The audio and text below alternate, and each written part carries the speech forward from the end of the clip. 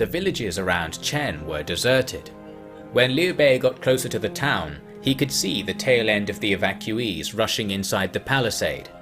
Cao Cao's soldiers were all around them, carrying their luggage. "He's forcing them inside," Liu Bei reasoned. "He means to wait us out, brother. Let's take the load off," Zhang Fei said. "We can't wait here while Cao Cao has his way with the people. We must liberate them," Liu Bei said. However, Guan Yu shook his head. "Elder brother, what if that is Cao Cao's plan? He plays with your dedication to the people to draw you into an ambush. It sounds despicable. Such is the mind of a crafty demon like Cao. It would be better to wait." Thus convinced, Liu Bei encamped a mile from Chen and sent out patrols to block all roads to the town. One patrol returned with a man in Taoist robes who was apparently begging to speak with the virtuous hero Liu Bei. "You again?" Zhang Fei raged when he saw the man. It was Huang Shao of the Yellow Turbans. "Give me one reason why your head should remain on your shoulders a moment longer." "Because heaven wills it," was Huang Shao's response. It confused Zhang Fei into hesitation, long enough for Liu Bei to calm him down. "Traitor Huang, what reason have you to visit me again? Have you no shame?" Liu Bei asked him. "A man of petty means must bear shame when his shadow grazes a royal being. Is that your meaning?" Shao asked. "You have a twisted way with words, rebel. Surrender quickly." "As you wish. I will surrender to you, if you will leave my subordinates unharmed and bring no banners to our lands." "Your lands? Do the boundaries of the Empire mean nothing to you?" "No, they don't." "There's no reasoning with a man like this," Guan Yu said. "He has justified his impudence with a children's story. Heaven and earth realities are so far from him he may as well be sitting in the bottomless fathoms of the ocean." "What a peaceful picture," Huang Shao commented. "I refuse your terms, rebel," Liu Bei said. "How could a man of honor ever allow pretenders like you to overthrow loyal officials, especially when you do it so clearly without regret? I will do you the favor of letting you live today, but this will be the last time." "So be it, Lord Liu Bei. The people will be saddened by your decision, but then again, proof of your malice will further their salvation, so I do not leave empty-handed. Please be kind to Chen when you are done playing games with their masters." "Brother, you are too kind to him. We should imprison him at least," Guan Yu said as Huang Shao left the camp. "If I did that, his fanatics would never give up," Liu Bei said. "When the rebels lay down their arms, it will be at Huang Shao's order. That is the only way to a lasting peace." All present enthusiastically applauded Liu Bei's wisdom and foresight before business returned to the siege of Chen. Just as Huang Shao disappeared from view over a hill, the first snow of winter began to fall. Far away, in Donghai Commandery, General Zhao Yun was also encamped outside a town. After personally scouting the partially fortified dockyard that renegade Lord Zerong had holed up in, he was feeling frustrated. "The rebel Zerong has stolen our lord's land, and now does not even have the courage to come out and fight," he said to Wei Mo. Wei Mo was a man who had only just entered Tao Chan's service when he had been sent to serve Liu Bei instead. Before he had lived in Shu province, he had travelled far and wide in search of a lord that took his liking. As he often liked to quip to himself, "A fine bird chooses which tree to nest in." "General Zhao, if we besiege this town, it will surely come to great harm. That would render our campaign futile," the choosy strategist said. "Why worry about harm to the town?" Zhao Yun replied. "Those loyal to the Emperor and Lord Liu Bei will have left already." "Are you sure of this?" Wei Mo said, astounded at Zhao's wild confidence. "It's certain by its definition. What loyal man would wait to see what fate serving a renegade would bring? By the same turn, how can we wait while Zerong still stands on the same soil as we? We must act swiftly and report back to Lord Liu Bei." "If there is no concern for the people, then why not simply burn the town to the ground?" Wei Mo scoffed. Zhao Yun nodded sincerely. "Will you arrange it?" he asked. Wei Mo contained his surprise and pretended to sneeze to cover his suspicious recoil.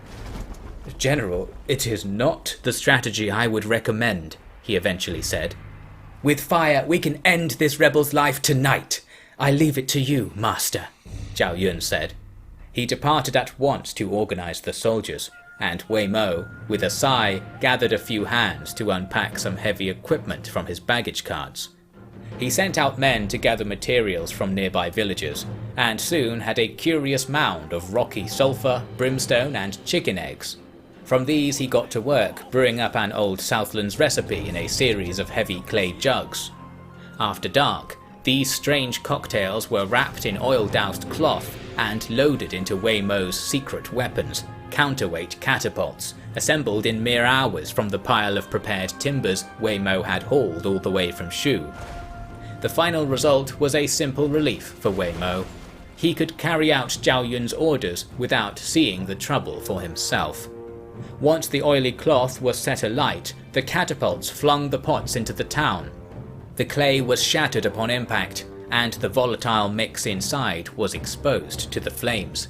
The fire surged and belched in all directions, spreading onto thatched roofs and turning the wooden frames below to ash.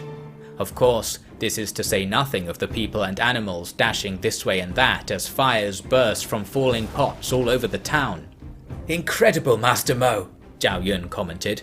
"With these devices of yours, how will anyone hide in camps from us ever again?" Wei Mo shook his head and said, "There are ways of war that are not commonplace. Using them from time to time may give one the advantage of surprise. But who, seeing the flames before our army, will not listen closely to anyone who tells them we are brutes?" "Nonsense! This is not the work of brutes, but of wise and loyal men. The Empire is rid of the treacherous Ze clan, and people from far and wide will learn of the punishment for harboring traitors. And even a man with no great learning like myself can see your true intention here, Master Mo. The firelight has revealed the position of Zerong's soldiers as clear as day. You have gifted me victory, Master." Bowing, Zhao Yun took his leave and attended to his archers. Arrows were directed towards the patches of shadowy movement in the town. At least some of those hit were Zerong soldiers. Buckets of water were dropped to the ground as their carriers were skewered, and hence the fires ate away at the town for several hours more. The faintest beginnings of twilight accompanied Zhao Yun's final assault. His men leapt over blackened logs and still warm ash to raid the town. Zerong had formed up his remaining troops, but indeed Wei Mo's fire attack had robbed Zerong of most military advantages. It had given him one also. Many of the townspeople had grabbed makeshift spears and glaives and formed up under the Han banners to seek revenge. Outside the town, Wei Mo focused his attention on the disassembly of his catapults. Once the pieces were loaded into the carts, he ordered the reserve troops to follow Zhao Yun into the town. Left alone with his attendants, he prepared a few more pots of his incendiary brew. By the time dawn had broken and the last blood had been spilled in the town, Wei Mo was gone. An apparent accident had burned the catapult carts too. Zhao Yun almost wept for the loss of one or the other. He had no time to rebuild the town, for as swift as justice had been that night, he had to secure the Ze clan's estates in Guanling for his lord. The remaining townspeople were offered some of Zerong's land as compensation for what he had brought upon them. As such, many followed Zhao Yun's army on the southward march to Guanling, although others quietly made their way northwest towards Dong Commandery. In Chen, Liu Bei had just barely stood from his bed when an attendant announced a sudden visitor. Liu Bei grabbed his sword and groggily emerged into the audience space without dressing properly, expecting to see Huang Shao testing his luck. But it was a mere commoner, flanked by two iron-suited guards. Liu Bei was inwardly mortified when he realized how he must look, but with cool speed he placed the sword on his chair, straightened his nightclothes, and said, "Ah, loyal friend, come sit with me as equals." The commoner took the offered seat and was set at ease by Liu Bei's uncouth appearance and easy demeanor. Liu Bei waved away the servants desperately trying to bring him proper officer's attire. "You must be from Chen," Liu Bei said. "Lord Liu, I wanted to tell you something. the man said. "This morning, at third watch, I saw Cao Cao organising his troops. They have loaded their baggage, my lord." At this, Guan Yu and Zhang Fei, who were as ever standing at the head of the audience chamber in full battle armour, nodded to Liu Bei and departed swiftly. "This is important news, friend," Liu Bei said, making a brief sitting bow. "With this, the traitor Cao's schemes will be discovered with certainty. Ha! To think that the people still have such loyalty in their hearts to take risks like you have today. This is why this empire deserves my utmost effort and even my life. With men like you walking the path of virtue, we are certain to save the Han." The commoner was rewarded heavily for the intelligence, but refused to stay for a feast, disappearing through the eastern wood whilst the morning mist still pooled around it. Zhang Fei and Guan Yu were suspicious of this lone escapee, but his cause was genuine. The Liu army advanced and found Cao Cao, having already left Chen, retreating westward. The Cao column was slowed by its baggage train. Liu Bei caught up and routed the army in short order, although Cao Cao had long since fled with his horsemen. Liu Bei returned to camp elated and prepared to take the town, but his tent was filled with sour faces and a sweating messenger. The word was that Huang Shao had deployed countless thousands of peasant warriors and they had made it through the mountains of Dong. The army was just a week from cutting Liu Bei's line of communication to Shu province, not to mention overrunning Pengcheng commandery. "Don't those ungrateful scoundrels know how close we are to killing the traitor Cao?" Zhang Fei said.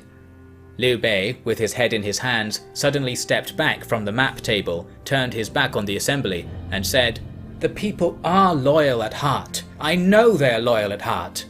There cannot be so many bandits. Huang Shao has them under a spell. Yet we cannot leave here while Cao still poisons decent minds too. We must treat with the rebel. Send word to Miju at once." In Langye, Miju received the command to make audience with Huang Shao, but he balked and thought it a ruse. "My lord, perhaps you should send General Shaho," an attendant suggested. "If anything happened to the one sent into the midst of those bandits, it would be best for us if it happened to him." Miju agreed. Therefore, it was Shaho Dun who rode from his forest camp astride the highway from Langye, taking this route west into the wide vale on the edge of Dong, where one of the Yellow Turban armies had arrayed its vast camp. It was a messy construction, with only parts following Imperial Army standards. The banners in particular were very disorderly, strewn all over the place and ludicrously numerous. Such were the complaints Shahudun muttered to his squire as he was led on foot into a large circular enclosure. There, Huang Shao sat cross-legged on the dusty ground, with a huge group of similarly dressed followers around him. He did not rise to greet Shahudun, but instead offered the general a seat, or the ground in fact.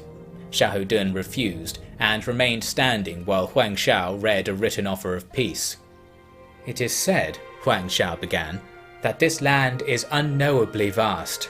Yet, generals like you know its boundaries, its highlands, its gullies, its cities, its rivers, all of it. Why do you not spend your time imparting this knowledge on those without it?"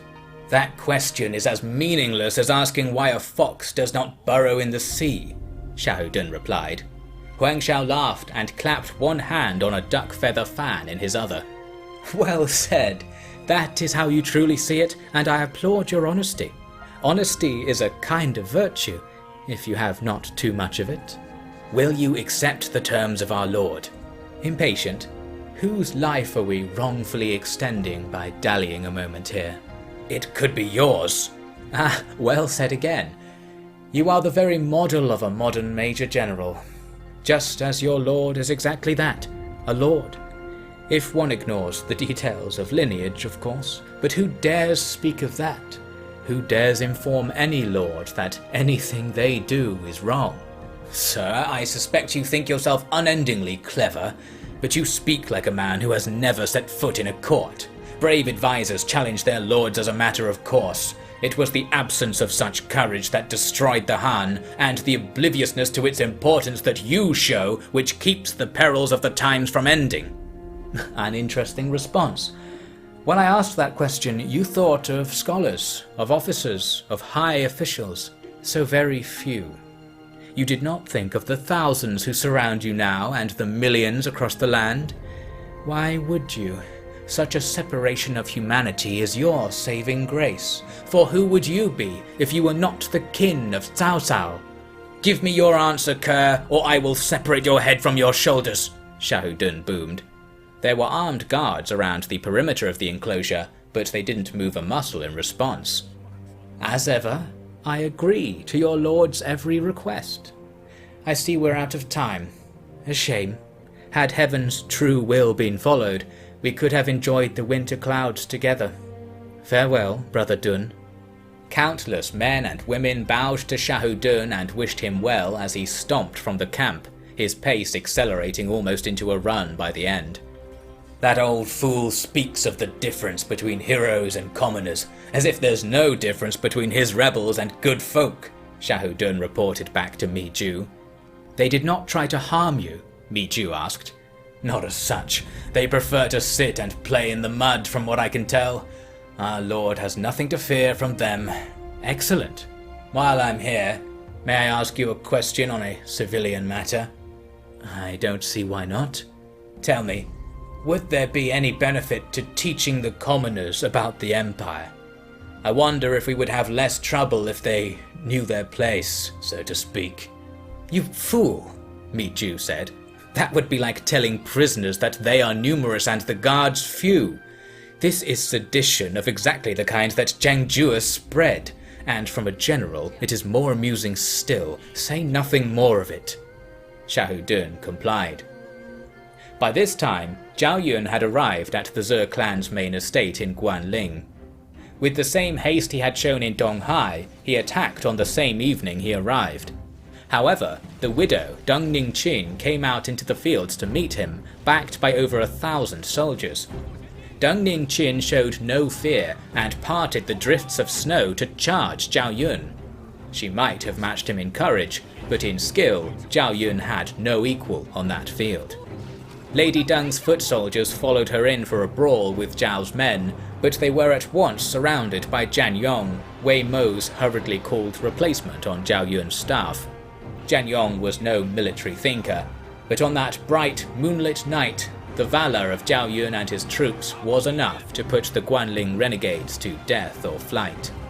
Deng Ningqin was cut down by Zhao Yun as she fled, and the Ze clan was subsequently extinguished. In this way, Liu's forces had avoided any major setbacks on the three dangerous fronts. Cao Cao had escaped with his life, but his invasion of Chen was over. Huang Shao, while doubtless still scheming in the mountains, had recalled his rebel horde from Liu's borders and kept to the terms of peace so far. Zhao Yun had done best of all, ending the Guanling rebellion and reaffirming Liu Bei's proclaimed right to be caretaker of all lands until the imperial court was rescued. The cause held strong. Liu Bei celebrated with a feast in Chen, but right in the middle of proceedings there was a commotion outside. A servant reported that a woman and a gang of her handmaidens were demanding entry and were threatening the guards. Intrigued and intoxicated, Liu Bei decided to investigate. Who would this new guest be? Read on. "You're Lord Liu Bei," the woman said with a grimace. "And you're disturbing my guests. What is the meaning of this?" Liu Bei replied. His guards held onto the prisoner tightly as she wriggled a little closer to her host. "I was here to see you. Apparently I'm not expected. Like coming all this way was not doing you honor enough. I was asked to wait here until morning. How could I allow myself to be insulted like that? May I ask for your name?" Liu Bei motioned for the guards to release the woman. She stood, and the torchlight showed her wide silhouette to be the product of well-used pieces of mismatched battle armor strapped over her tunic. "Queen Zheng, it is a pleasure to meet the foremost warlord in China," she said. While Liu Bei would have resented the classification, he was taken aback by this so-called queen's metallic glare and chipped smile. "Queen Zheng, Will you come in? Been waiting, haven't I?" Inside, the rough-looking guest was given a place at the table, to much scorn from the other attendees. And yet, Liu Bei asked much of her, and she replied without hesitation or concern for the reaction. There was quite a reaction indeed when she revealed that she was the famous bandit known as Lady Zheng, who had all but overthrown the Han administration in the northern mountains. I heard there was a man here who fought in the name of the people and had earned his power not through the handouts of a corrupt court, but through strength of arms. That is why I came to pay my respects to you, Lord Liu Bei. However, it seems your followers think us very different, she said. Well, that's one way of putting it, Liu Bei said. The guests were aghast at this benign reaction to such implications of illegitimacy. Lady Zheng soon took her leave before swords were drawn, although not before finishing her share of food and drink all at once. Why is elder brother giving this bandit any thought at all? We should have her killed, Jiang Fei said to Guan Yu. He seems to have been charmed, although I cannot say why. Let us sober him up before he humiliates himself. Liu Bei apologized to his court in the morning, and vowed to avoid wine for a month in recompense for his loutish behavior. He claimed to have been so drunk that he had forgotten who this Queen Zheng even was. This capped off his story with a solid lie. In truth, he thought of her far more than is reasonable for a servant of the Han. Once business resumed, Liu Bei sent a delegation to Liu Yao. With Liu Yao's conspirators in Guanling now removed, Liu Bei wished to offer his kinsman a chance to reconsider his short-sighted notion of loyalty. Liu Yao sent back a message in agreement. However, strangely, the officials of the delegation did not return. No investigation could take place, for the Liu clan was about to have more trouble with a military woman. Her name was Tong Yurei, the late wife of a magistrate in Yu province, Pangju. Her husband had collaborated with Cao Cao in the previous years before dying in a skirmish with the local Yellow Turbans. When she had received regency over Pangju's army, she had made no effort to avoid becoming Cao Cao's puppet, caring not at all for military matters or anything at all in a world without Pangju, it seemed. Thus, she was launched like an arrow into Chen to cover Cao Cao's retreat. Liu Bei ordered Xiahou to intercept her, for the work was distasteful, and after all, Cao Cao had to be his first priority. He marched to find Cao's countryside headquarters in western Chen. However, Xiahou found a puzzle when he encamped in Tong Yurei's path. Her army, with no baggage and bedraggled banners, marched off the road and through depopulated wilderness to avoid Xiahou. As soon as he learned of them, Xiahou turned to pursue, enraged by the lack of common military courtesy to avoid a clear invitation to battle. As he was leaving, it was reported to him that a strange message had been secretly posted in the local villages. It read, "All those who ally themselves with the traitor Dong Zhuo will be destroyed. Power will be seized by the pure. Thus says the general who crosses Yellow Heaven, her man." Tong Yurei was being pursued by her late husband's killer, the Yellow Turban warlord He Man of Runan. "So you sent them here, cousin," Xiahou said to himself. "You are the general who defeats bandits indeed. My lord was simply one bandit too many, and now I too do bandits' work. If Pangju had not bowed to Dong Zhuo, I would be better off watching clouds with the pedant Huang, wouldn't I?" Sighing, Xiahou ordered that any local people who left their villages in response to the messages were to be executed, while he took his army to join the pursuit of Tong Yurei. Lady Tong ran up against a river, and the delay allowed Xiahou to catch up. With no other choice, she turned and formed what men she had into a battle line.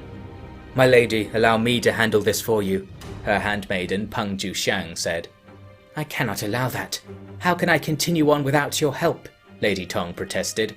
"To go on, I must do this for you, my lady. I am happy to lay down my life for your family. Please think nothing of it." With this, Pangju Shang rode out alone to put a halt to Xiahou army. Her sudden, wordless charge caught Xiahou off guard. Her axe clanked against his chestplate, sending him tumbling off his horse. Pangju Shang jumped down and slashed at him with wild ferocity. Amid the clashing of weapons, Shahudun said, "Matron, what madness possesses you? Go and tell your lady to surrender." "How could she surrender to the likes of you?" "Imperial caretaker Liu Bei accepts the surrender of any who will serve the Han honestly." "You cannot be speaking of the Han who have declared Liu Bei a pretender. The Han to which loyal men like Liu Biao, Liu Yao, Kong Rong and Cao Cao rally. My lady's family has been fighting rebels for 10 years, so how could we fail to recognize one standing right before us? You think scholars like Kong Rong and imperial kinsmen like Liu Biao will side with Dongzhuo? So we have a traitor not just to the emperor, but to reason." Shahudun swung his spear by the butt, its full length reaching Pangju Shang's feet and awkwardly tearing through the leather. Distracted by the pain, Pangju Shang could not dodge the next swing, aimed at her head. Seeing her fall, Tong Yurei's soldiers surged forwards in anger, but Shahudun paid them no heed. As if he were alone under heaven, he waited for his horse to trot over to him and carefully mounted. The soldiers, despite their rage, dared not get close, and had to content themselves to recovering Pangju Shang. Shahudun returns to his army, a storm of arrows turning back any would-be pursuers. Among his lines, he asked his adjutant Jian Yong, "Tell me, is there any rumor that Kong Rong or Liu Biao will stand against Lord Liu Bei?" "Impossible," Jian Yong laughed. "Why would a learned scholar or a Han scion oppose our lord?" Leaving the question unanswered, the pair organized an advance. With their backs against the river, Tong Yurei's men could not avoid the falling arrows, nor the charging horses. By the time the Liu foot soldiers arrived, their foes were dead, surrendered, or being helplessly carried downstream by the rushing river. Amidst the chaos, Shahudun saw two blue-coated nobles arguing beside a horse. As he approached, the shorter of the two mounted it, helped by the taller. The rider turned and rode right at him, with no weapon drawn. It was Tong Yurei herself. "Lady Tong, shall the madness end today?" Shahudun called. Tong Yurei got almost within arm's reach of Shahudun before she finally replied. "Cao Cao wishes to express his regards for you and your new lord. If he had known you were so treacherous at heart, he would have played the outlaw like Liu Bei just to keep you. Alas, bonds of kinship break when heaven is overturned. That is all, so you may kill me now if you wish. I only ask you spare my husband Cheng and handmaiden Pang, for they are like those men there in the river. Who can blame them for where they wash up?" Tong Yurei clicked at her horse and sidled away. Shahudun, filled with fury and sorrow to think of his cousin Cao, did nothing. He later accepted the surrender of Cheng Shu and the ailing Pangju Shang, and gave no further orders to look for Lady Tong. His army retraced its steps, ready to face Cao Cao's next ploy, the Yellow Turban invasion.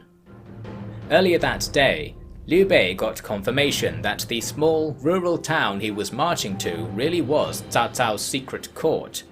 This came in the form of an army that filed out of the small farming estate and blocked Liu Bei's path. Peering over a wide stream towards them, Cao Cao's own banner wasn't visible. "He's too scared to face us," Zhang Fei said, delighted. "No, it is we who should be scared," Guan Yu said. "A Cao Cao in the flesh before you is easy to defeat, but a hidden Cao Cao is like a vengeful ghost. Although we kill his followers today, we will achieve nothing." "What of the restoration of Chen Commandery?" Liu Bei said. "Once we are able to uplift good men and expel the bad, we will have cut the wings from the next Cao Cao to emerge. How can you call achieving that nothing?" "Elder brother, you truly understand heaven's will," the younger brother said with respectful bows. Guan Yu rode out to the right and Zhang Fei to the left. Cao Cao's troops advanced in poor order and were easily surrounded. Guan Yu was charged by the Cao commander Si Baoji, but within 3 bouts Guan Yu was riding on towards the terrified foot soldiers. Liu Bei led the army forward to the stream. On its slippy banks his troops could easily repel any attack from Cao's splashing men. Liu Bei himself leapt across the stream on his horse and rode on into the swirling mess of banners and floundering detachments left by Guan Yu and Zhang Fei. With all three brothers now racing about with bloodied blades, the chaos only worsened. Sibaoji's advisor, Pangju, was trying to organize a retreat, but Guan Yu's green dragon saber dug into his back and ended him instantly. Thus, the battle ended in the complete rout of Cao Cao's men and the fall of his last base of operations. Yet, even inside the rustic estate, there was no sign of the man himself.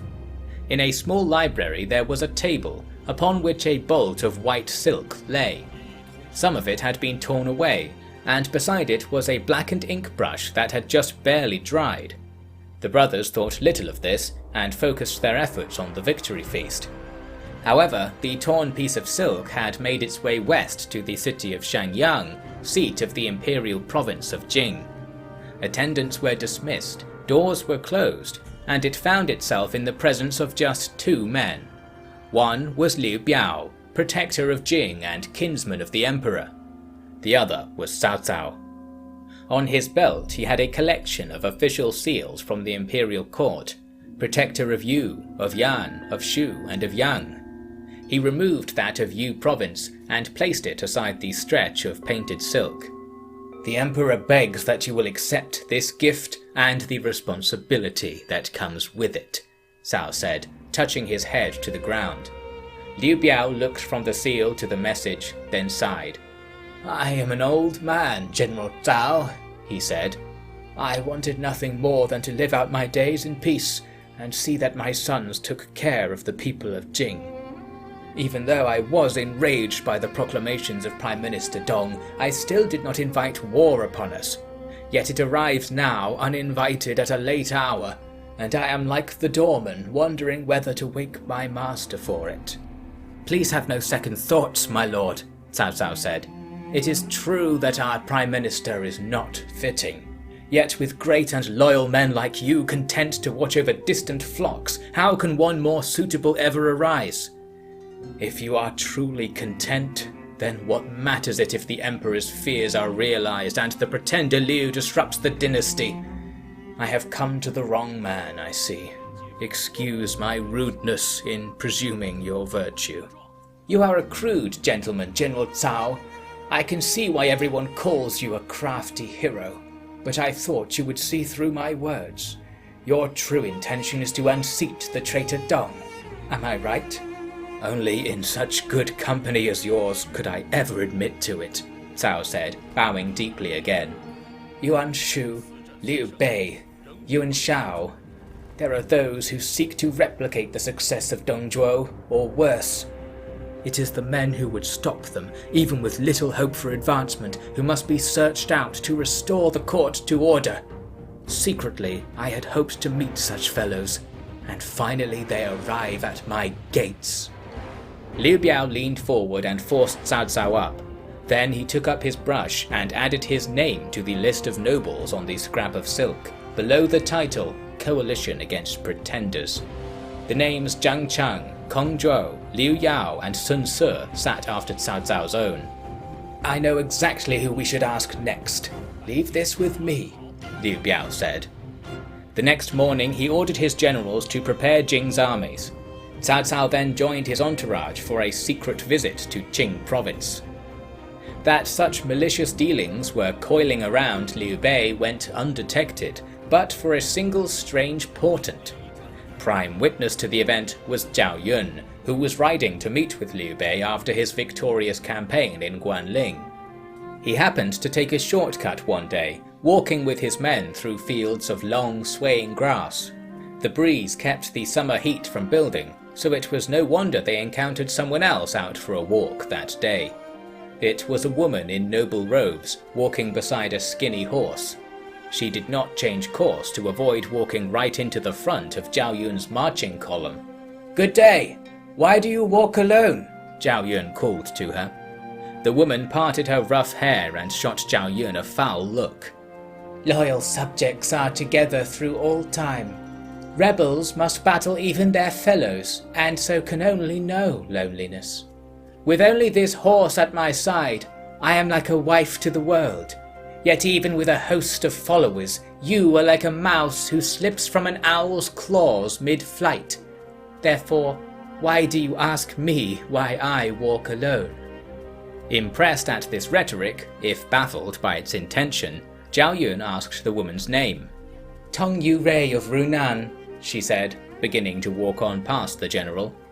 "Tong Yu Rei?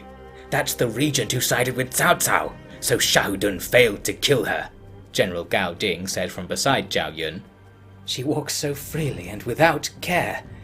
Did that same thoughtlessness lead her into the hands of the traitors?" Zhao Yun wondered. Gao Ding had matters more base in mind. "If we kill her now and bring her head to Liu Bei, we'll be greatly rewarded. That will show Xiahou Dun for the whelp he truly is. Come on." "No," Zhao Yun insisted. "You would kill an unarmed woman. What would that accomplish but mockery and derision? Enemy or not, she can go on her way." Gao Ding sulked as the pair watched Tong Yu Rei walk right past their army. Then Gao Ding had an idea. Shuffling to be just behind Zhao Yun, he made some hand signals to the soldiers. The message was passed on, and suddenly shouts arose. Hundreds of bows were drawn, and a cloud of arrows descended on Tong Yu Rei. "No, wait!" Zhao shouted, racing forwards. Before he ordered the archers to halt, 2 more volleys had been loosed. Yet, before all of their eyes, both Tong Yu Rei and her horse walked on, affected by nothing but the brush of the wind. Astounded, Zhao and the soldiers checked the path she had walked and saw it filled with arrows, sticking from the very footprints she had left in the mud. "How could she have passed through? There must be some trickery at work," Gao Ding said. "The arrows did nothing, like she was a mere spirit. This must be a sign from the heavens. But what could it mean?" Zhao Yun asked. Regrettably, no one there was versed in divination. They quickly raced on to put some distance between themselves and Tong Yu Rei, just to be safe. This strange encounter happened on the same day that Liu Biao, Cao Cao, and a small group of confidants reached the city of Beihai. Inside, they met with Chancellor Kong Rong, Tong Yu Rei's son by her previous marriage to Kong Zhou. Kong Rong knew Liu Bei well, having fought alongside him during some of the worst days of the Yellow Turban Rebellion. In fact, he had once stated that without Liu Bei's aid in those battles, he would have been long dead. Whatever this weighed against Liu Biao's embassy, it was not enough. Kong Rong's name was added to the White Silk list, and with this, the conspirators were ready to declare their cause to the world and bring down Liu Bei. Could Liu Bei survive against such a union of heroes? Read on. The messenger stood before the 3 brothers and read from a gilded scroll. "When all the world knows of Liu Bei's intentions, how can he not? He speaks of gathering loyal men in support of the Emperor, and sets the people at ease with his cunning rhetoric. Yet heroes and commoners alike find that they only serve he, the pretender Liu Bei, who refuses court office, and moreover refuses to stop fighting any who might see through his scheme. This is why the Emperor has issued his secret decree to remove pretenders to the throne. More than Dong Zhuo, more than Yuan Shu, the man he fears most is his own corrupted kin, Lord of Sandal Makers Liu Bei." The serpent blade spear crossed Cao Cao's cramped old courtroom before breath could be drawn. The messenger's body did not come to rest until it had tumbled down the steps outside. The local officials present cowered and pressed their heads to the ground silently. Perhaps a few glanced at Liu Bei and saw the tears running from his eyes. "So it is over! My family has been betrayed from inside and out!" he bawled. Guan Yu tried to steady him, but Liu Bei slipped away and rolled about on the floor. "How can an honest voice like mine reach the Emperor when all the land caws and coos their own indulgences? And Kong Rong, the most loyal man the Empire ever produced! Show him a mountain of gold and he would merely chuckle, an army of women and he would scoff. If he is lost, then the house of Liu is truly destined to end." At this, Liu Bei snatched up a sword from the belt of an officer and placed it on his throat. "Let me hurry things along, so at least the war will be over," he declared, but all present swarmed forwards and subdued him, tears now filling their eyes also.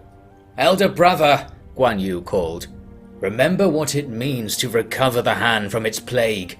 Only medicines that bring sickness and pain themselves can be effective. Any healer will tell you that. If there is only one loyal man left, then the Empire rests on their shoulders. How could you dare take your own life with such responsibility? And how could we call ourselves dutiful men if we do not serve you until the bitter end?" At these words, the whole assembly lamented the fate of their lord, and wondered what was going to become of them. They were interrupted by the arrival of a pair of prisoners. It was Cheng Shu and Pangju Shang, Tong Yurei's husband and principal lady respectively. "Even the most base scoundrel is loyal to their family," Zhang Fei reasoned. "Let's tell that stuffy heiress that we'll kill her husband if she doesn't side with us." There was some agreement, but Liu Bei said nothing on the matter, simply ordering the court be reset. Then he had Cheng Shu sit before him. "You are well read in the works of Confucius, are you not?" Liu Bei asked. "Indeed," was the reply. "How would you say you compared to Master Kong Rong?" "That would be like comparing the stone in my sandal to Mount Tai. Yet Kong Rong has abandoned the Emperor to serve himself, while you have left even your family to serve the Emperor. Could it not be said that you must have the clearer understanding of Confucius's dictates of faith and proper place? I dare not imagine it. I would have you go and see Kong Rong and settle this scholarly matter. What do you say to that?" "I dare not imagine it." "Yet you know your proper place, and it is as I have decreed," Liu Bei concluded. The prisoners were sent back to Langye to meet with Zhao Yun, who was appointed general who awes the north. When Zhang Fei put forward his usual complaint that the guests should have been killed, Liu Bei scolded him. "Younger brother, do you think I did not take your idea to heart? I almost went along with your scheme, but I realized that in life, Cheng Shu bonds that Tong Yurei to us. Knowing that he is in my power, what will she dare do? But knowing I killed him, what would she dare not do? This way, I supplant the rebel Cao in her estimations, without a doubt." All marvelled at Liu Bei's cunning. Had the rebel Cao been present, he would have lamented the fact he left his writings on political strategy in the master bedchamber of that court. Indeed, Tong Yurei finally appeared to declare the end of her insurgency, and returned home alone with a modest collection of gifts in exchange.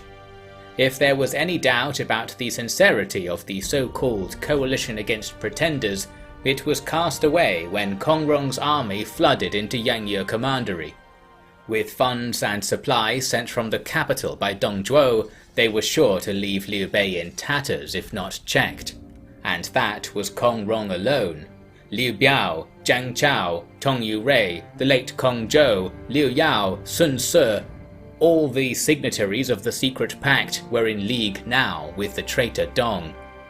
Among them, Liu Biao, the elderly lord of all Jing, was most influential.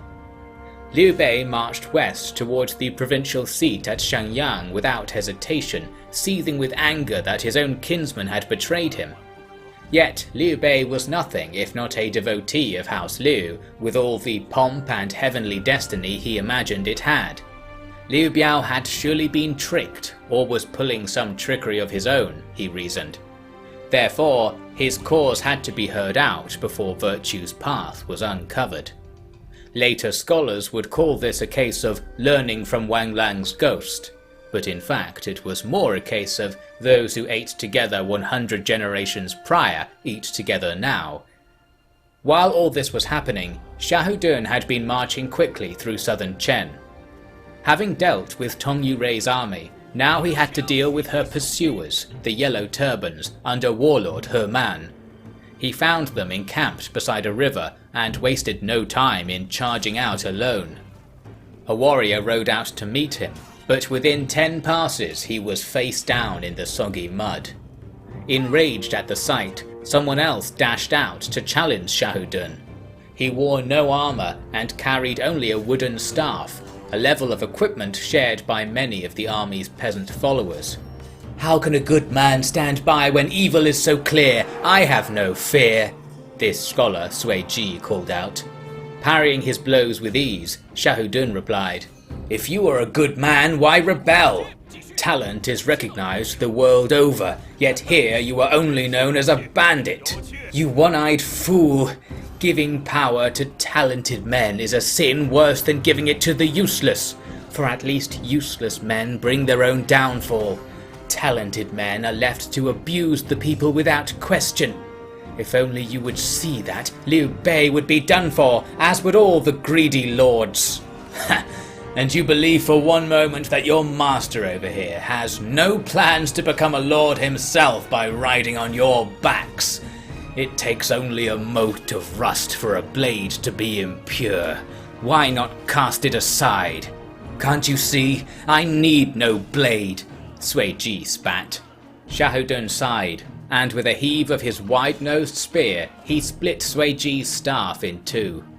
Sui Ji simply jumped forwards to attack with his hands, but in the ensuing struggle, Shahudun hooked his spear around Sui Ji's neck, and with a great pull and a snap, dropped a second body into the patchy grass. "Is there another pedant who thinks their strength of character means anything under heaven?" Shahudun called out. There was not. The Liu army, now catching up, gave a great cry and charged forwards. Many of the turbans turned to flee, but racing horsemen drove lances into their backs. "And you, warlord He, are you going to tell me that the world is wrong too? That we should sit around and chant prayers while criminals roam and tyrants plot?" Shahudun called to Herman. Herman, hugely tall and wielding two shortened polearms, shook his head. "We are very alike, General Shahu. With a little understanding of harmony, you would do very well under Yellow Heaven. If only we had the time to trade less pointed words, you would see the sickness of the land as clear as the only cloud in an open sky. But there are plenty more where you came from, so I can kill you without regret." Herman slashed at Shahudun with both hands, delivering a steady stream of blows to all quarters. Shahudun could only just barely hold on, and after seeing blood trickle down his stomach, he quit the fight and returned to his rear lines.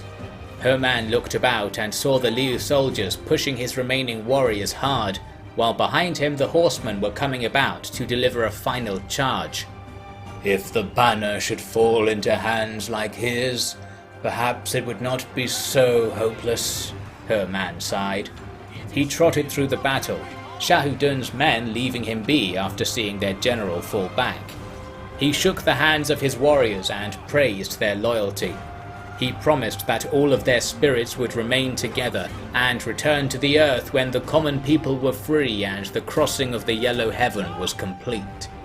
With loud cries, his troops threw themselves into lines of spears and shields, giving Herman and a few of his retainers a chance to slip away. Those who surrendered a while later were quickly executed, the bodies left to sink into the Riverside swamp over the coming weeks. In the city of Langye, the mood was dire. Zhu Shou, Kongrong's Director General, had concluded the conquest of Langye Commandery, leaving only the principal city at its southern tip. Administrator Mi Zhu laughed jubilantly when Zhao Yun arrived with an army to aid him. However, as the army entered the south gate, the sky went dark. Looking up, all could see the sun fade, as if it was being eaten by a celestial dragon. For a while, the city was in utter panic. However, as quickly as it had started, the portent concluded. "What could a sign like that mean?" Zhao Yun asked the hostage strategist Cheng Shu. Cheng Shu thought for a moment, then said, "Heaven is waning, yet as easily as it wanes it is restored. This display was meant to remind us that Lord Liu Bei's troubles are in fact trifling if we remain on the proper course." Zhao Yun and Mi Ju were delighted with this explanation, and a day of celebration was called for the whole city. Cheng Shu excused himself on account of illness, and spent a sleepless night worrying if his best course of action was to take his own life rather than defy heaven any longer.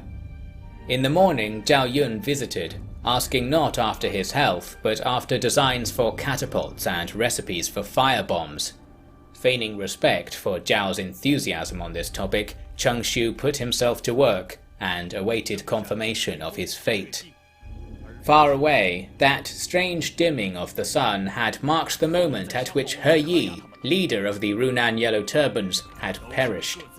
He had been slain by Yuan Shu, the wealthy and ambitious warlord who controlled a good segment of the capital districts. While putting down the rebels had been a campaign to bolster his good name, it had a second purpose. His armies now held sway over the stretch of land between Liu Bei's domain of caretakership and Liu Bei himself in northern Jing. For a man who fancied himself emperor like Yuan Shu, such leverage had endless potential. Liu Bei paid this business behind him no heed, for the business in front was pressing.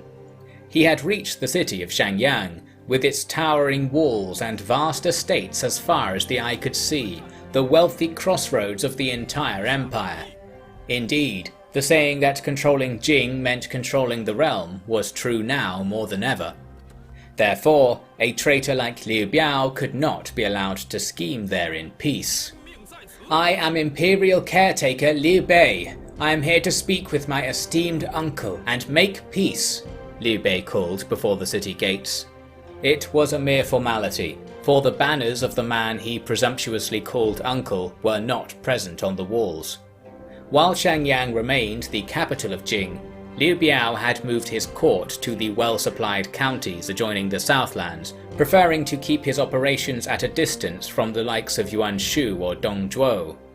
Liu Bei left without any response. "Brother, we came all this way. Let's storm the place," Zhang Fei suggested. "Indeed, this city would profit our enterprise greatly.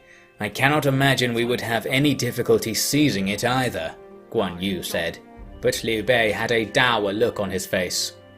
"Brothers, your counsel is wise. However, Liu Biao is my own kin. What would the world think of me if I was to steal away a jewel like Shangyang? How could common people understand what loyalty means then?" Liu Bei would hear no talk that advised him otherwise after that, and prepared to march back towards Yu province. On the eve of his departure, a group of 100 lightly armed horsemen arrived outside his camp. Upon closer inspection, they were not men at all, least of all their leader, Lady Zheng. "I thought your visit before a mere dalliance," Liu Bei said once all were seated. "Dalliance? You mean a joke?"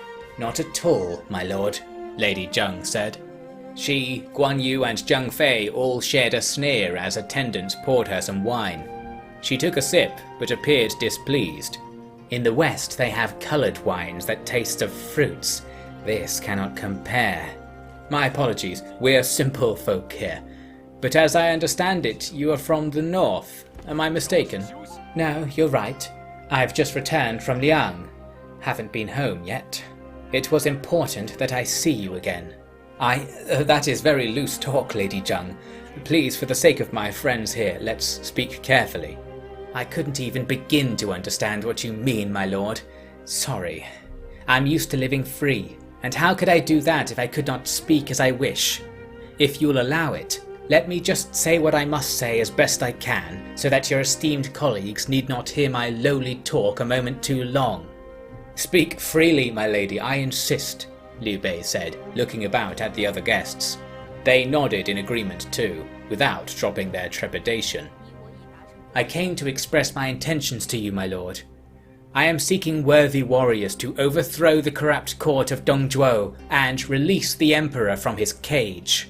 "You, a bandit, wish to save the emperor? How are we meant to believe that?" Zhang Fei balked, but Zheng Jiang calmly replied, "It is the wish of my people, and I'm done fighting for myself. As for you, if you are not a bandit but a real general, why is Dongzhuo still alive?" Zhang Fei was about to ride to Chang'an that very night, but Guan Yu kept the tiger on a leash. Queen Zheng, your intentions are noble. I too wish to free the emperor and fulfill the dream of the people, but how can it be done? Liu Bei asked. I've already secured the support of Han Sui and Ma Teng, the great lords of the West, but they will not meet with you, I'm afraid. Why ever not? They doubt you. Your pride in House Liu might lead to you making mistakes. They can't rely on your troops when the fighting gets rough. That's preposterous, Liu Bei said, slapping his table with his wine cup. Pride in House Liu? What manner of euphemism is that? I am the only member of House Liu who sees through the forged edicts and does not fall on his knees at the emperor's supposed word, because I know what a Han emperor looks like. Zhang Jiang clapped loudly and laughed, food dropping from her mouth. Then why are you hesitating? Prove to us that you won't put family over your principles. After all, don't people hate it when nobles coddle their own kin? I know I do. That's the root of corruption, and I say rip it up! That very night, Liu Bei gave the orders to blockade Shangyang and prepare the siege works. When Zhang Jiang returned north, Guan Yu said to Zhang Fei, "That strange woman had our lord in her hands. We must be extremely careful, lest he condone her as an outlaw." "When the Prime Minister himself's a criminal, what matter would that be?" Zhang Fei replied. "Besides, she's got him doing what's best for all of us, so let's just take the city quickly before elder brother has another change of heart." By the time the city wall had been undermined and its towers collapsed, the trees had turned red and the rains heavy. News arrived from Zhao Yun, stating that he had begun resecuring Langye, but had not run into Kong Rong's army. This was not especially reassuring, given Director General Zhu Shou's guile, but strategist Cheng Shu had recommended that no special precautions be taken. So it was that things were quiet on the eastern coast, while at Shangyang, the din of battle travelled far through the moist morning air. On the partially collapsed walls, catapults launched incendiaries at Liu Bei's approaching men, spreading burning oil over the ranks that no amount of rolling in the wet grass could counter. Still, the assault pressed on. Shangyang lacked in archers, and so Liu Bei's elite bowmen rained arrows on the defenders without retaliation.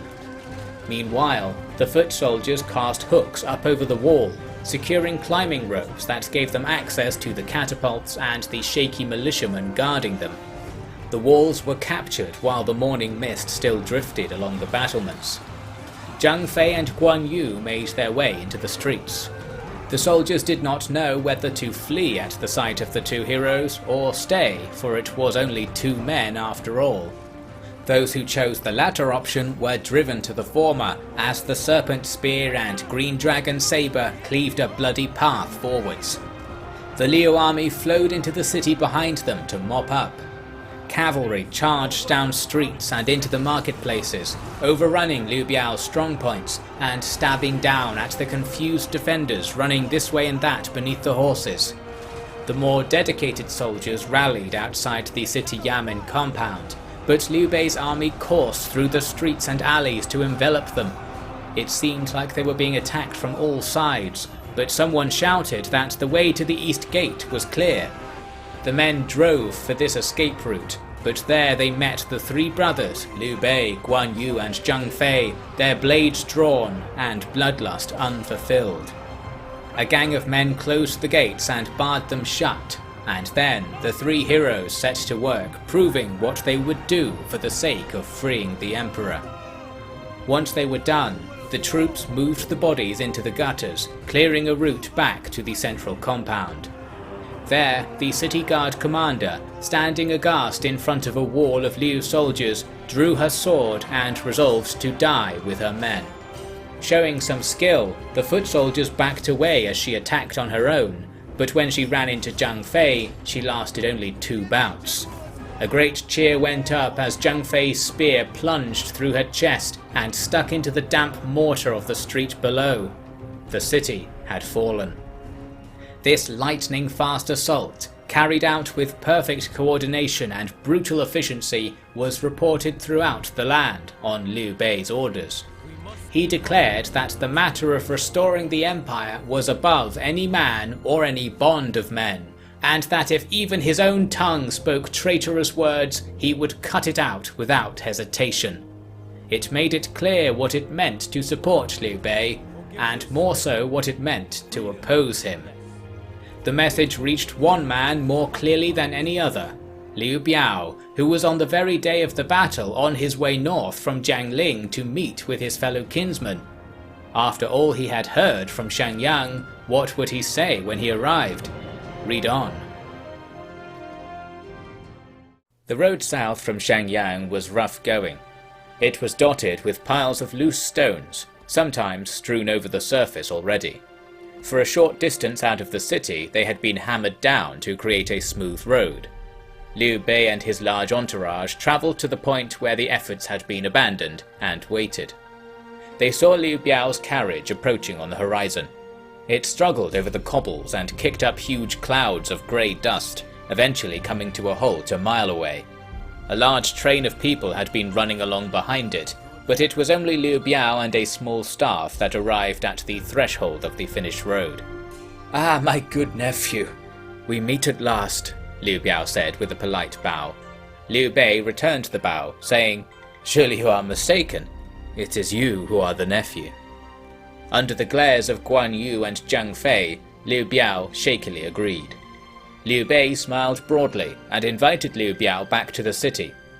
As they walked, they shared family stories and conducted themselves as uncle and nephew should. Inside the city, though, they were disturbed by the sounds of wails and cries. From all quarters, people appeared at the side of the road and called out to Liu Biao, praising his worth and begging forgiveness for their separation. Liu Bei, infuriated, claimed that they were distressing his guest with their moaning and had his soldiers clear a peaceful route to the court. Once all were seated inside, Liu Biao said, "My noble uncle, when the emissaries of Prime Minister Dong spoke of you, they did not portray your heroism truthfully. It is also true that the majesty of civilization in Jing province was underplayed to me," Liu Bei offered in response. "However, upon hearing that the traitor Dong had turned these lands against the Han, how could I not be aghast? Now that I am here, will you not see reason, nephew?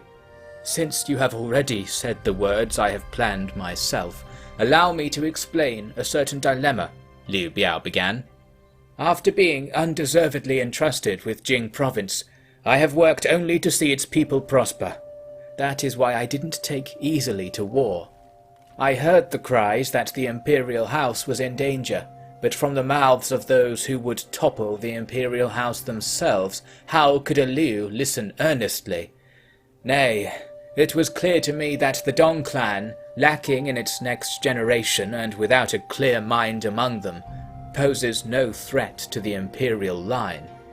Rather, it is the subtle and clever men who fight to replace him who stand a real chance at surviving usurpation. Should that happen, all corners of the empire would be plunged into a new warring states period. What then would become of Jing as the centerpiece of that war? In the end, I was left with two options: to war for my family and see it destroyed by its paper allies thereafter, or to war against it so that all might tip back into balance. For Jing, only the latter choice steered clear of devastation. While I forsook one virtue to cultivate another, the locusts have now come and gone, leaving me humbled before you. If I am to remain true to myself, what can I do but reverse my errors? Uncle, please accept my useless apologies on behalf of all my people. Despite our grievous transgressions, will you let us be, Imperial Caretaker?" Unable to hold back his tears, Liu Bei leapt forward and kowtowed on the ground before Liu Biao. "With such unprecedented foresight, how can I dare refuse any of your desires?" Liu Bei said. "I was not aware that I was in the presence of a man with wisdom that rivaled Guanzhong or surpassed Zhang Liang." These almost sacred invocations of legendary men of past eras brought a pang of guilt to Liu Biao's stomach. His lengthy reasoning for war had not been the product of his own mind, yet this did not seem like the time to expose details that Liu Bei might find unsavory. That day, the war with Jing ended, with Liu Biao allowed to retain control of all but the caretaker's prize of Shangyang. With the respected keystone of the coalition against pretenders now gone, the young Lord Sun Ce of the Southlands sent his apologies also. Now, only 2 of the coalition members remained at large, Liu Yao of Jianye and Kong Rong of Qing. In the case of the latter, news of Liu Biao's capitulation spurred a furious campaign towards Langye, led by Director General Zhu Shou. However, encamped on the main road was Zhao Yun. Despite the warrior's stalwart reputation, Zhu Shou laughed merrily when he saw the Liu camp. It was located in a depression, crisscrossed by rough ground and filled with dry copses. There was no end to the strategies that could easily crush such a camp, so much so that Zhu Shou feared it was all a ruse. But in truth, Zhao Yun's strategist, Cheng Shu, had made sure to give no advice for or against the position, leaving Zhao Yun's gut feelings in command. Still, Zhu Shou was cautious. He approached noisily during the day so that Zhao Yun's men would assemble against him. Then he ordered his crossbows to begin their bombardment. With the Imperial Crossbow Factory being located in Beihai, these troops had arms and training fit for the Emperor's guards. Bolts thudded down like hailstones, knocking men to the ground and punching through the shields they held aloft. Cheng Shu merely closed his eyes and fanned his face in the center of the camp, but Zhao Yun had other ideas. Leading a handful of horsemen, he raced from the east gate to face down the crossbowmen, while his lieutenant Gao Ding burst out to the west. Both were outnumbered, yet the ferocity of their charge caught Zhu Shou's men off guard. Many began to flee, but as swords and spears were brought to bear on the horsemen, the pursuit ended and a desperate melee broke out. Believing such recklessness was a sign of weakness, Zhu Shou ordered some men to attack the camp. But getting inside proved difficult. Zhao Yun's army was mostly armed with bows, and as Zhu Shou's formations descended the slope into the camp, the angle of the hill gave the Liu troops a wide target. In this way, Zhu Shou lost as many troops as Zhao Yun had to the initial barrage, and yet soon Zhao's archers were face to face with the enemy. Zhu Shou's troops would have easily broken inside had their numbers not been depleted by the absence of the companies chasing Zhao Yun and Gao Ding back and forth nearby. The pair battled, shouted and dashed without tiring, although they no longer had any horsemen at their backs. The troops attacking the camp became frustrated and fell back, but more arrows and bolts came in their place, flattening what remained of the camp's defenders. Confused troops begged Cheng Shu for a plan. He sighed, looked about the hills around him, and said, "At this hour it is wisest to attack from the east and to command from the west. Zhu Shou must be on that hill there. Let General Zhao Yun cover the east. Go and cut the head from the dragon, and we shall have nothing to worry about." The camp was emptied of troops in a last charge through the west gate. They pushed up a wooded hill, and indeed found Gao Ding fighting with Zhu Shou's retinue alone. With a roar, the Liu troops joined the fray, and Zhu Shou broke into a sweat. "My poor friend," Cheng Shu mused to himself. "When even the mindless thrashings of a brute like Zhao Yun can produce victory, what use is there for men like us? Such will be heaven's new age, yet it permits we live on. Perhaps there is reason to be revealed." On the eastern slopes, Zhao Yun's spear cast General Pang Ke from his horse. This Kong commander wasted no time in kowtowing and surrendering. Then, with a single look, Zhao Yun sent the terrified remnants of the attacking force fleeing into the woods. Gao Ding returned to camp with Zhu Shou's head hanging at his horse's chest. The battle was over. At least half of the Liu army was dead, but the loss of Zhu Shou hurt Kong Rong's enterprise far more. Langye City faded beyond his grasp. His eyes then turned to an easier, if less strategic target, Donglai, a city on the northern coast of Qing, which thanks to his promotion to Inspector of Qing Province was his territory by right. He sent a small force to rout Liu Bei's appointees from the country towns. Some raised troops and resisted violently in confusing scuffles where both sides were flying Han banners. The battles concluded in Kong Rong's favour, and the march on Donglai continued. But by now, the whole drama of the coalition's war was spilling over into neighbouring regions. In the north, there was a famous lord named Yuan Shao. He came from a prestigious family which had served the Han emperors in high office for a century. In this age of uncertainty, the continuity of the family legacy required decisive action to support the throne, and finally he had his chance. Within hours of the news from Lang Ye arriving in his camp in nearby Bohei, he ceased his activities against the local Yellow Turbans and marched upon the overly rich Kong Rong instead. In Shangyang, Liu Bei was like a horse let out into a field after a long winter. "What a morning to witness!" he cried out. "There are loyal men yet, and justice surges like a great wave. Brothers, we shall push to the crest and guide it forward. In the western mountains, the traitor Dong has ousted Han officials and taken direct control of Shangyang Commandery. The reason is simple. In those hills, there is an old road to Chang'an that avoids the Hangu Pass. If we controlled Shangyang, the emperor would be in our grasp." Carried along by Liu Bei's enthusiasm, the brothers bowed and repeated their vows to give their lives to rescue the emperor. Liu Bei hurriedly got them up and called for a feast. He invited various local scholars to the proceedings, and asked various questions about the routes westward. Then, out of the blue, he asked, "Wise friends, surely you have all heard of Lady Zheng, Queen of Bingzhou. What manner of a family has she?"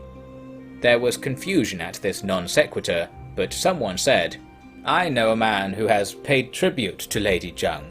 He arrived here recently from Taiwan. He told me that he had to close his shop in order to give the requested sum of silver in celebration for the birth of the third Prince of Bing. These three princes are known as Wenbo, Ju, and Gongming.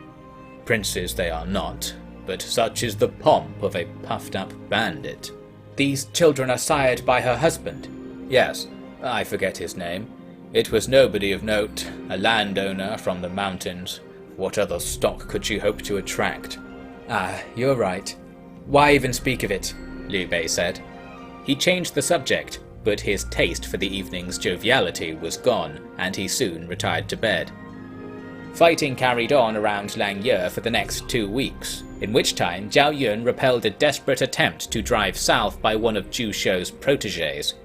All of the Kong officers involved were killed in the process, leaving the road to his capital at Beihai unguarded. Enough time had passed also for Kong Rong to learn of Yuan Shao's ambitions upon his territory. With a defeat in the east to swallow, and further defeats soon to be at hand, Kong Rong loaded 100 carts with silk and precious stones and travelled to Zhao Yun's camp. Zhao Yun sent for Liu Bei, who raced to Pangju to meet with Kong Rong's party. Kong Rong, dressed in flowing turquoise robes, bowed before Liu Bei and placed a narrow short sword on the ground before him.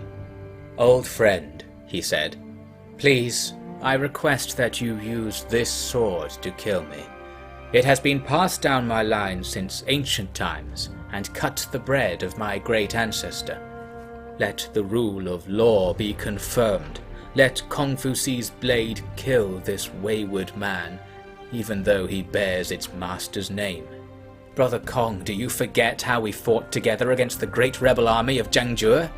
You were like my mentor then, and so it remains. Why would I spoil good wine by mixing it with water? Lord Liu, I was taken from my senses. I have brought peril to you, a man to whom I owed a life debt and who is my senior in rank. If I am not punished, how will order be maintained? Losing you would be like losing my voice, Liu Bei insisted. You were lied to by Liu Biao. He has taken full responsibility. Liu Biao? Kong Rong said, now finally looking up. It was not Liu Bei who put my hand to that silk, but Cao Cao. He bore the Emperor's word. It was false, Guan Yu shouted quickly. Kong Rong returned his head to the ground. Of course, he said. So it was Cao Cao. When Liu Bei... He may be my kin, but how can I not think him a fool? He covered his own deception so that I would not think less of him. With these words, Liu Bei paced about with clenched fists. At least you admitted it, he added. I would never dare to deceive you. The Kong family has served House Liu since the slaying of the White Dragon. So it remains, Kong Rong said. You slimy weasel, Zhang Fei said. Just a moment ago you were begging death for your crimes. Now you take advantage of elder brother's kind heart and pretend it was all someone else's fault. You should be executed for that crime alone. Younger brother, Guan Yu said, stepping in front of a fuming Zhang Fei. Have you not spent any time walking beside the river? The fishermen there have rumbling bellies, but they do not eat the worms and insects they have collected. Think of what elder brother could achieve with Kong Rong as his servant. You think this bookworm won't wriggle off the hook? Generals, I pledge everything I have to Lord Liu Bei's cause, Kong Rong said. Liu Bei took his hands and held them tightly. Brother Kong, I have long dreamed that we could work together to save the Empire. Let your misdeeds be erased by merit for now, so that one day the Emperor might review your service and judge you a worthy bearer of Kung Fu Zi's sword. The blade was returned to its owner, and with it Kong Rong cut his hand, declaring, Let the heavens witness it. I swear to recover the Empire and will gladly exterminate my own family if I fail. This pact brought Kong Rong into Liu Bei's system of caretakership, giving him say over lands in Qing, Yan, and even Ji across the Yellow River. With this, Liu Bei became one of the most powerful men in China, easily rivaling Dong Zhuo. This momentum pushed him west out of Shangyang and into Dong Zhuo's quiet mountain fiefdoms. Those obliged to resist his advance lasted less than a day. The administrative center of Shangyang Commandery was close to the border and fell immediately after. Liu Bei stayed only a short while personally, for he was summoned back to Shangyang to meet with important embassies. He received the rogue of Guanling, Zhang Chao, who had finally returned from the wilderness after fleeing from Zhao Yun the year before. He was granted safe harbour within the caretakership, although his lands remained forfeit, on the condition that he vouch for Liu Bei to the other signees of the coalition against pretenders. With his help, Liu Bei agreed a pact of non-aggression between the two branches of House Liu, which effectively confirmed Liu Bei as not only the legitimate ruler of Yu, Shu and Yang, but as the governor of Shangyang. Now only Liu Yao remained at large, but Xiahou Dun had already prepared boats to cross the Yangtze River and pay him a visit in force at his seat in Jianye. There was even a most welcome embassy from Gongsun Zan, Liu Bei's former classmate. Now even the exemplary student Zan paid respects to the delinquent Bei, his political superior. That, more than anything, filled Liu Bei with a long-burning pride. Feeling like he was on top of the world, he sent out a summons to a distant city, Shihe. It was the de facto capital of Zhengjiang. After Liu Bei's victory over the coalition against pretenders, how could the coalition to rescue the emperor deny him, to say nothing of Zhengjiang herself? What would the queen and her coalition think of him now? Read on. He didn't even get the name of our coalition right, Ma Teng complained. Besides, his whole mandate lies on his unproven connection to the imperial house. Who else will call themselves a Liu if we legitimize him? To his right, Inspector Han Sui had no retort, but to his left, Zheng Jiang was infuriated. Lord Liu Bei has won his command through merit. He was scarcely rewarded for his bravery against the Yellow Turbans. His only fault was that he did not ask more forcefully. And what would you know about that? Ma Teng spat. You are one dash of the wind away from being a Yellow Turban yourself. Please, Lord Teng, Han Sui said. This is a coalition for the Emperor's sake. When the realm is set at ease, all will benefit. Among those who achieve this, what bandit will not be forgiven, and what self-styled noble will not be given proper scrutiny? Liu Bei dominates the central plains, while you and I dominate the northwestern provinces. If the traitor Dong's attention is divided thus, how will our cause be stopped? Taking these words into consideration, Ma Teng was forced to admit that the military situation was begging for Liu Bei's intervention, even if his motives were questionable. As such, an agreement was made. Liu Bei became the fourth partner in the coalition to restore the emperor. Overjoyed at the news, Liu Bei posted messages informing the people of this development all across the caretakership. Some shared in their lord's joy. Others sulked as they realized that the constant tithing of food was not going to end, as Liu Bei had promised here and there across his realm. In truth, Liu Bei did not even remember saying such things. The only dividend from this deal went to Liu Bei himself. Shangyang sent him 10 cartloads of treasures as a welcome gift. Liu Bei could not help but feel his fortunes were soaring, and no more could he deny Queen Zheng's request to take a stand against a northern governor, Han Fu, who had dared accept rank from the false prime minister. Han Fu's fiefs were in Ji province, and just so happened to border Zhengjiang's autonomous region. Hearing of Liu Bei's jubilant mood, Kong Rong arrived to deposit a similar request. He alleged that one Lady Yijian Li Ting, a wealthy dowager from Hedong Commandery, had threatened to send soldiers to extort his merchants up and down the Yellow River. What is it that twists the minds of those who rise to prominence so easily? Is it as simple as wealth? Liu Bei asked. It is the age of her wealth, my lord, Kong Rong replied. One's clan must be experienced in handling financial matters before businesses and public money may be entrusted to them. It would be better if her mining enterprise was placed in my care as steward, lest any more funds be used for nefarious means. Liu Bei apparently took great satisfaction in that answer, remarking quickly how the Liu clan knew this better than any other house.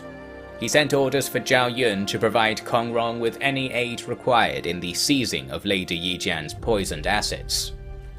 All this was happening in the calm of midwinter.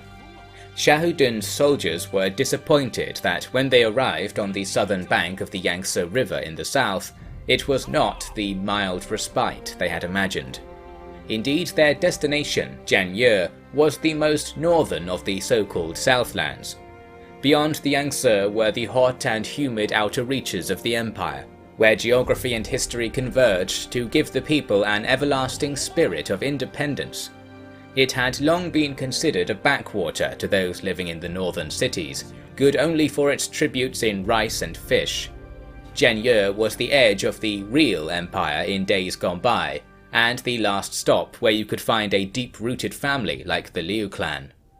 Find them Shahudun did. Atop farmlands encased in snow, Liu Yao had assembled an army just outside the city. Shahudun forged a trail forwards alone. During his trip from Chen, he had ruminated too long on the last words of his recent enemies, and now his mood for combat was muddled. "Lord Liu Yao," he called out before the opposing army, "now that the imperial caretaker has made his intentions clear to the world, will you not cast aside the traitor Dong and resume your good standing within the empire?"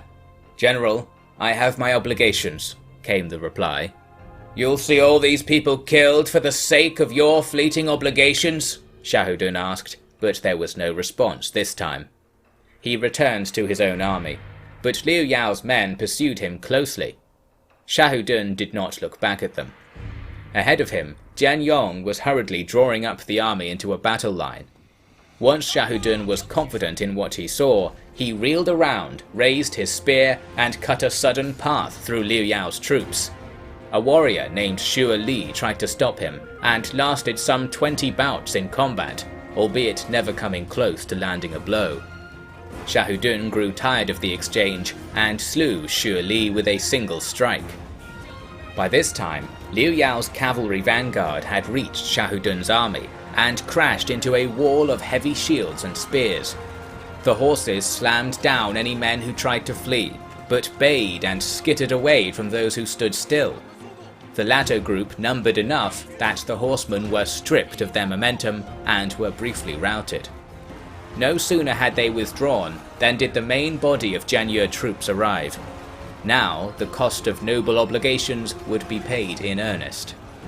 Shahudun sat on his horse, far out from the battle, surrounded by enemies, and peered at by Liu Yao's officials, strategists and camp followers now arriving from the rear.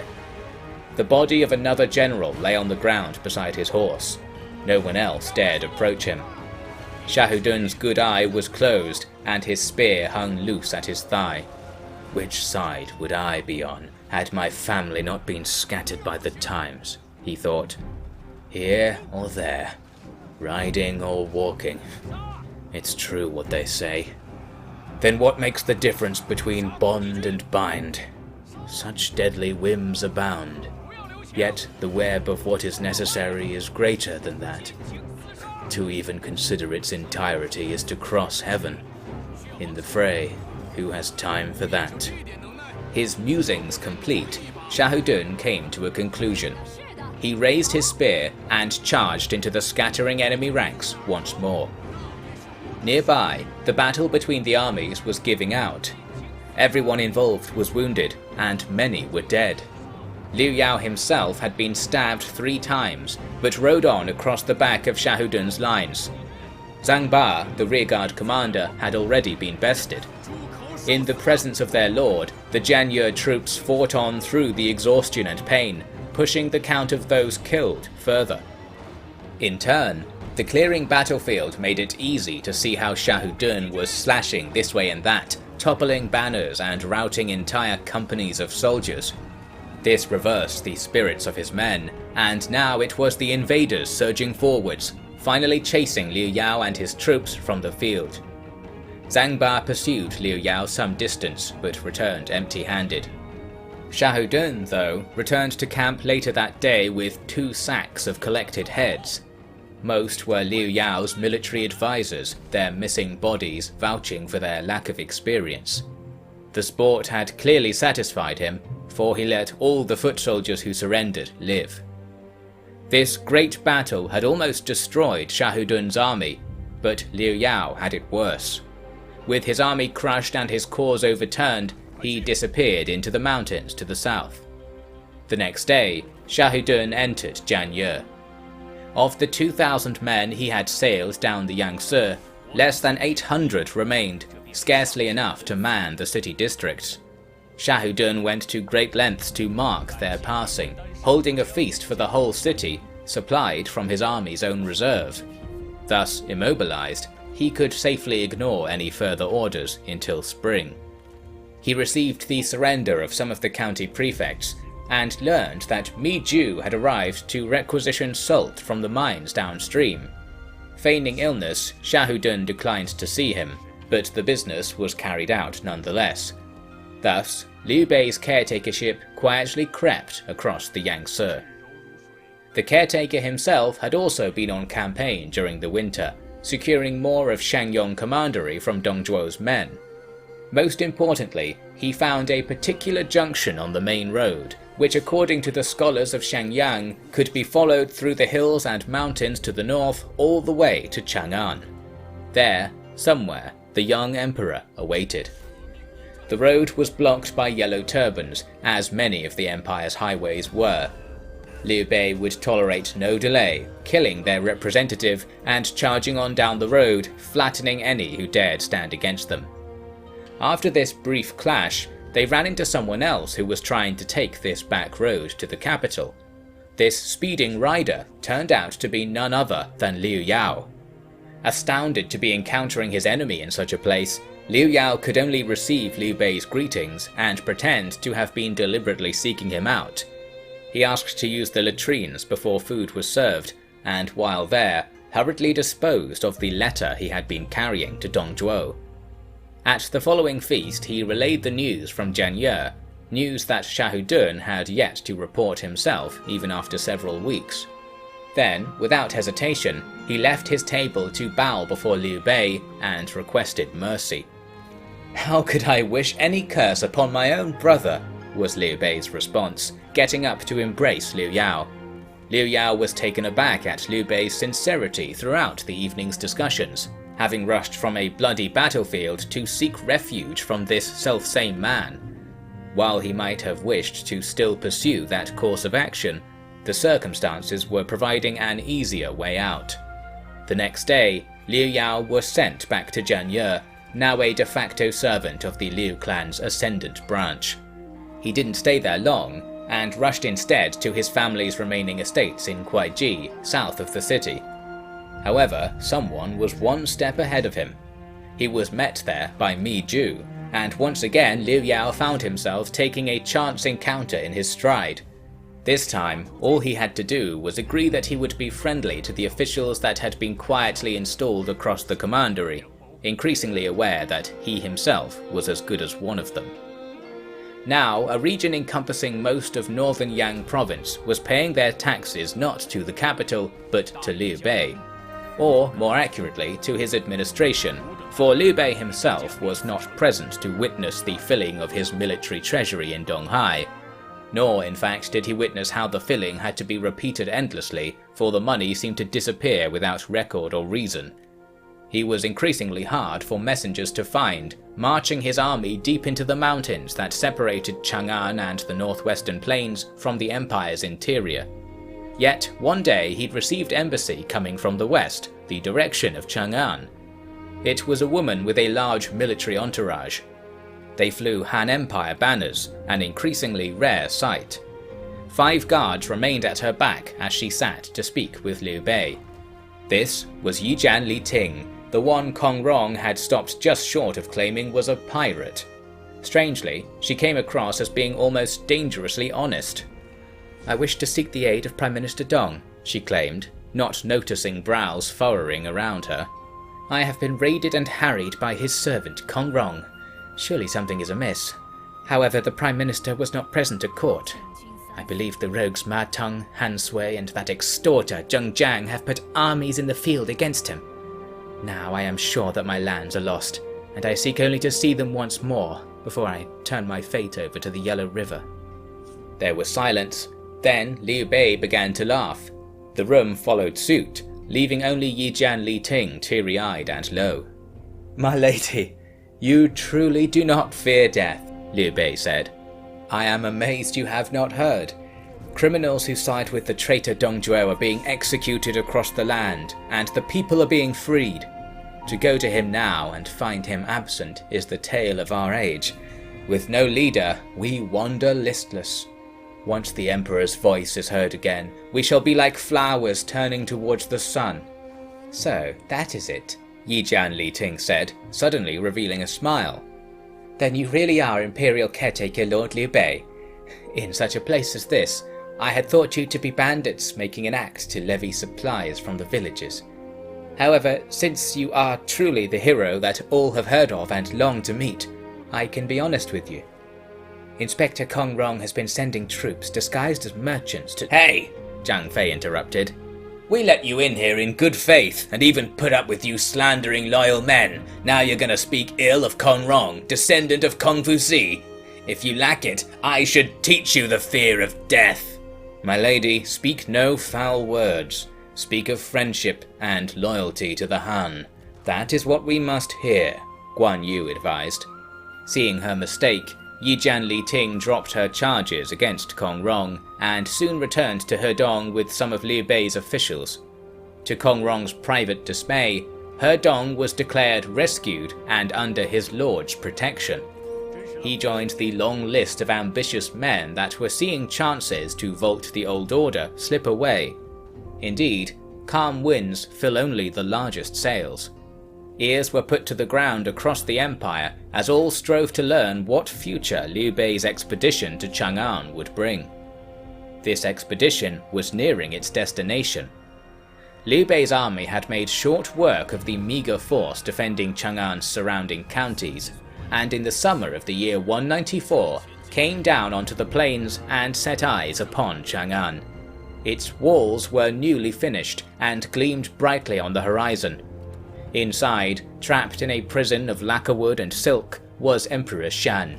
In person, just a 13-year-old boy named Liu Shi. Now his supposed kin of a branch 10 generations distant from the royal line blocked the highways and felled the hunting forests to provide for his siege works. Liu Bei was willing to give his whole army to take the city, and with its high walls and veteran troops, that may indeed have been the price. But news arrived from the scouts. Dongzhuo himself was marching at a rapid pace right toward them. "If we attack the walls now, there is no knowing what will happen," Guan Yu said. "Just get me inside. I'll find the emperor and get him out in one piece. If I fail, you can have my head," Zhang Fei pledged. "There can be no risk. It will mean nothing to rescue the emperor if we are caught by the traitor as soon as we leave," Liu Bei said. "You, tell me, does Dongzhuo travel with his son?" The scout replied he was certain Dongzhuo's son, Liu Bu, was embroiled with coalition troops out on the plains, weeks away. "Then I have another idea," Liu Bei said.